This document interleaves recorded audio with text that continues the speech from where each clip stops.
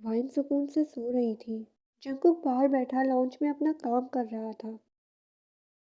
कुछ देर बाद जंकुक कमरे में दाखिल होता है।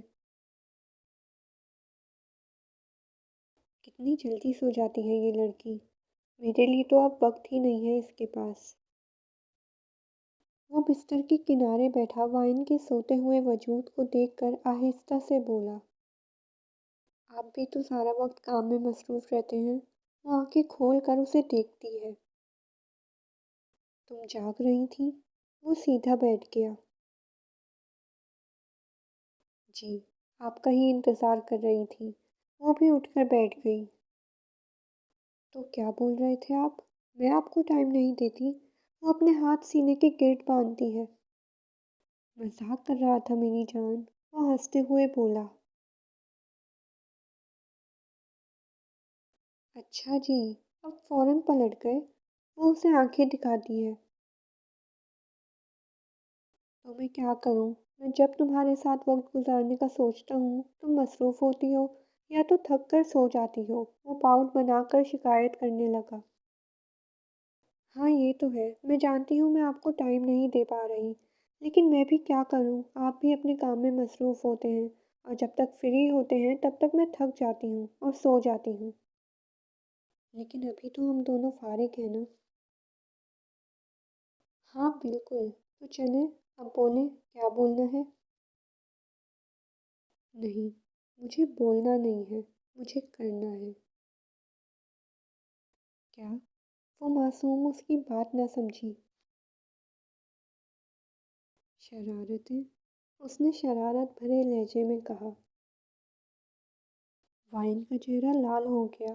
खैर दिल तो उसका भी मचल रहा था, तो फिर हो जाए शुरू।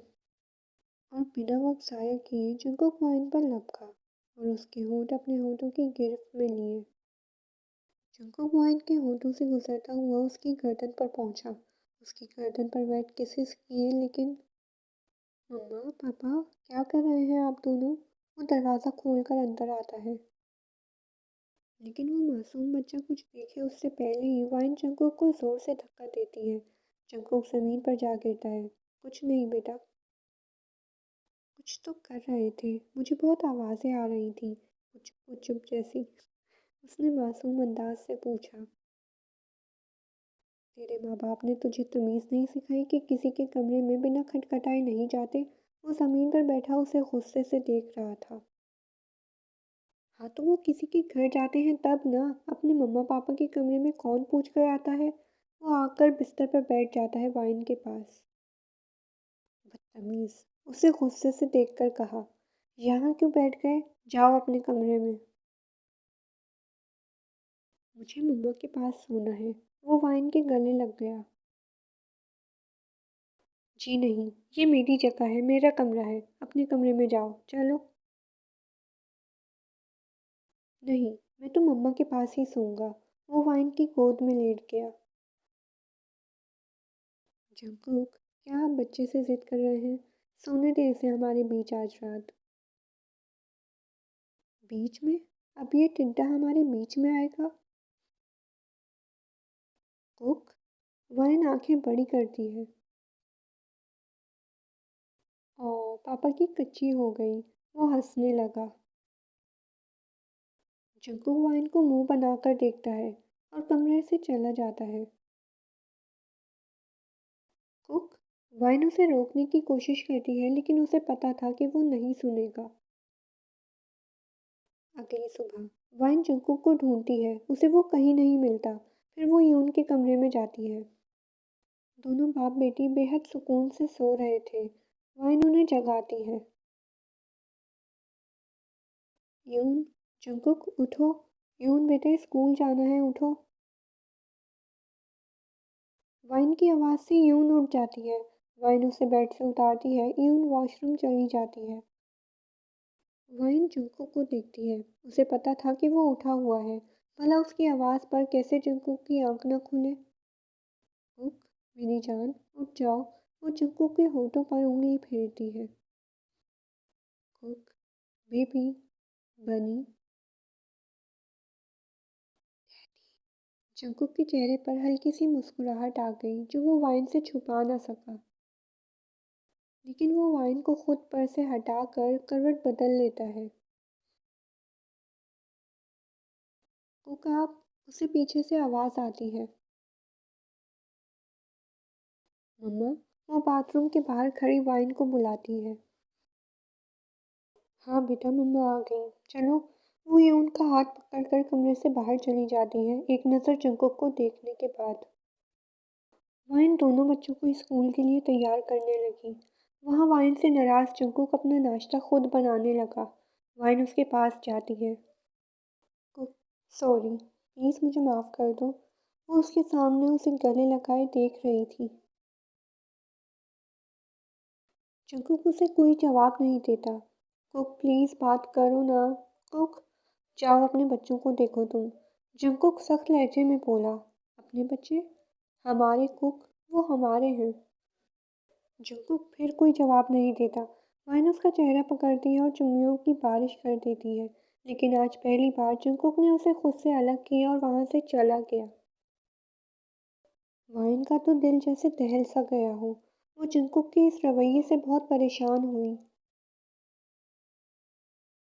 شام کے وقت وائن کچن میں کام میں مصروف تھی کہ اچانک اسے یون کے چیخنے کی آواز آتی ہے۔ وہ بھاگتی ہوئی آتی ہے اور دیکھتی ہے کہ مما دیکھیں، پاپا ہمارے لیے آئس کریم لائے ہیں۔ یون خوش ہو کر بولتی ہے۔ وائن کی جان میں جان آتی ہے۔ وہ مسکرائی اور واپس کچن میں چلی گئی۔ وائن پھر اپنا کام کرنے لگی کہ کوئی اس کو پیچھے سے پکڑتا ہے۔ ظاہر ہے اس کے شوہر کے علاوہ کون ہو سکتا تھا۔ مجھے معاف کر دو میری جان، میں تمہیں پریشان نہیں کرنا چاہتا تھا۔ تم پھر مجھ سے ڈر رہی ہو نا؟ وہ اپنے ہاتھ وائن کی کمر پر باندھتا ہے۔ نہیں کوک، ایسا تو نہیں ہے۔ وہ جھوٹ بول رہی تھی اور یہ جنگکوک کو بھی پتا تھا۔ جان، میں جانتا ہوں، تم نے آج سارا دن بچوں کو میرے پاس نہیں آنے دیا۔ تم ڈر رہی تھی، تمہیں لگا کہ میں اپنے ہی بچوں کو۔ اس کا سر جھک گیا۔ نہیں کوک، مجھے تم پر بھروسہ ہے، لیکن کبھی کبھی تمہارے غصے سے میں ڈر جاتی ہوں۔ مجھے معاف کر دو اگر تمہیں میری وجہ سے دکھ ہوا۔ نہیں میری جان۔ جنگکوک نے اسے اپنی باہوں میں محفوظ کر لیا۔ معافی مت مانگا کرو، بس مجھ سے یوں ہی محبت کرتی رہنا، کبھی چھوڑ کر مت جانا۔ میں بہت محبت کرتا ہوں تم سے جان۔ آئی love you princess. I love you to کوک۔ جنگکوک وائن اور بچوں کو باہر لے جاتا ہے۔ جنگکوک بچوں کے ساتھ کھیل رہا تھا، وہ بہت خوش تھے۔ وائن ایک جگہ بیٹھی انہیں دیکھ رہی تھی۔ وہ جنگکوک کو دیکھتی ہے، وہ مسکرائی۔ وہ جنگکوک کو جیسے دیکھنا چاہتی تھی آج وہ ویسا ہی تھا۔ خوش اخلاق، محبت کرنے والا، خیال رکھنے والا، لیکن وہ جانتی تھی کہ یہ صرف وائن اور اس کے بچوں کے لیے ہے۔ دنیا کے لیے تو وہ آج بھی ایک خطرناک شیطان جیسا ہی ہے۔ لیکن جہاں وائن نے اسے اتنا بدل دیا تھا، اسے یقین تھا کہ وہ اسے مزید بدل دے گی۔ پیچھے ایک گانا بجنے لگا۔ وہ سن کر وائن کے چہرے پر مسکراہٹ آ گئی۔ اور وہ گانا میرا فیوریٹ گانا ہے کہ لوگ ڈرتے ہیں قاتل کی پرچھائی سے، ہم نے قاتل کے دل میں ہی گھر کر لیا۔ میرا فیوریٹ گانا ہے یار یہ والا۔ وہ مسکرائی، اس کی آنکھ میں آنسو بھر آئے۔ جنگکوک اس کے پاس آیا۔ جان، کیا ہوا؟ تم ٹھیک تو ہو؟ پریشان ہوا۔ آئی love you coke. I love you to John.